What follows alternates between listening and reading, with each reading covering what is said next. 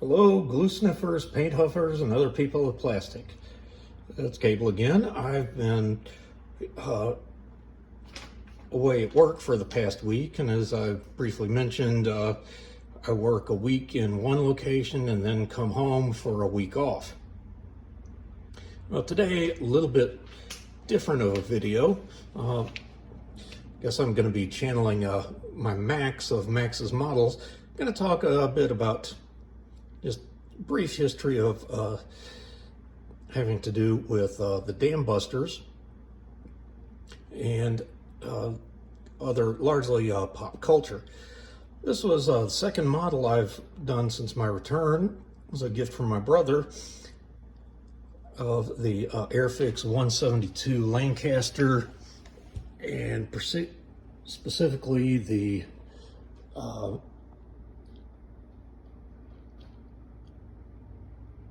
one from 617 Squadron used in Operation Chastise. Getting back to the history of it, for those that don't know, they dropped the quote bouncing bomb that was really technically a mine called Upkeep in Operation Chastise in May of 1943. This particular kit is the 2012 release from Airfix. Sorry, I had to stop videoing because I was getting ready to sneeze.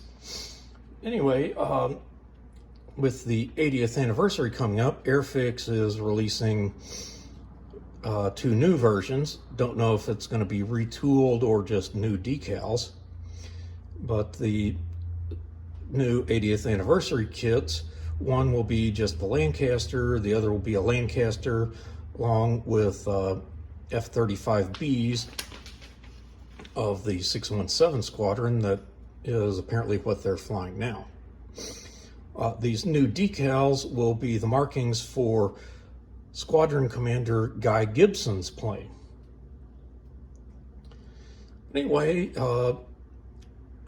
there was a book released called The Dam Busters that I read as a kid back in the 70s, and a 1955 black and white movie. Now, the movie was fairly important to pop culture in ways you may not realize. And then British Film Institute called it the 68th greatest British film of the 20th century. And even Peter Jackson was planning a remake of it. And there are some that say that that's how the 132 Lancaster came into being, that it was originally going to be a wingnut wings kit. But Jackson's financial problems have led to both the remake getting scrapped as well as wingnut wings no longer existing. But 1982, there were several scenes in the Pink Floyd The Wall movie where people were watching the Dam Busters. And you could also say that the Dam Busters led to the movie 633 Squadron. Now here's where it really gets interesting. A guy named George Lucas happened to have watched both Dam Busters and 633 Squadron, and specifically the trench run scene was heavily inspired, almost to the point of plagiarism, with the Dam Busters. There are a few YouTube videos putting the two movies up side by side. You can see the imagery and even the dialogue are incredibly similar. One thing about that, a man named Gilbert Taylor was the special effects photographer on the Dam Busters. He was also a director of photography on Star Wars. But now, there's another movie that I think that many of you have seen called Top Gun Maverick. There are many who are calling out how similar the special mission was to the Star Wars trench run sequence. So I guess you could say that that part of the film is a grandchild of the Dam Busters. And then, well, we've got the Motorhead bomber in the background. So it's actually, Dam Busters have actually made their way into heavy metal music.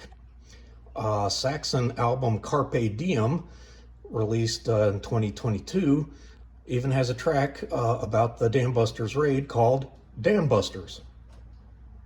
So that's a little video of showing how the Lancaster, and specifically the Dam Busters, has had an impact on pop culture. Two of my favorite things: aviation war movies and plastic models coming together. And actually 3 if you include the heavy metal music. Well, later this week I hope to get some more modeling done and get some modeling videos out there. Take care, and once again, I'm showing you my work so that hopefully you feel better about yours.